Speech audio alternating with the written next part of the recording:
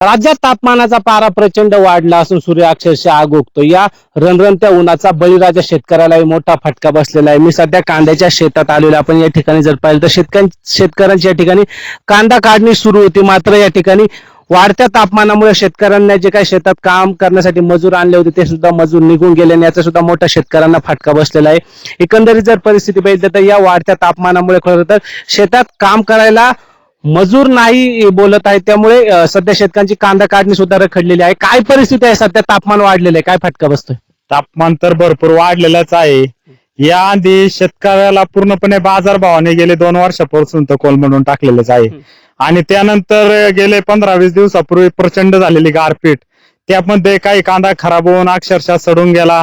काही जो कांदा लहान होता तर त्याची पात तुटून खराब झाली. त्यानंतर जो कांदा चांगला राहिला तो काढण्यासाठी सुद्धा आता मजुरांची टंचाई भासत आहे. जे मजूर आले होते त्यांनी थोडं काम केलं, उन्हाचा पारा इतका वाढला आहे का ते काम करण्यासाठी अक्षरशः तयार नाही. ते आले ते हिंगोली त्या साईडचे मजूर होते, ते काम करण्यास तयार नाही, ते पण निघून गेले. आणि ते कांदे काढणे वाचून गेल्यामुळे कांद्यावर पात तर टाकाय राहिलीच नाहीये. आणि त्यानंतर जे कांदे काढायचे राहिले ते पूर्णपणे उन्हाने हिदे देवायला लागलेले आहे. आणि त्याला पांढरे चट्टे येऊन कांदा पूर्णपणे तो बदला माल तयार झालेला आहे. अक्षरशः जर पाहिलं तर चांगल्याच मालाला इथे बाजारभाव नाहीये, तर हा बदला माल पूर्णपणे काढून सुद्धा याचा काही फायदा होणार नाहीये.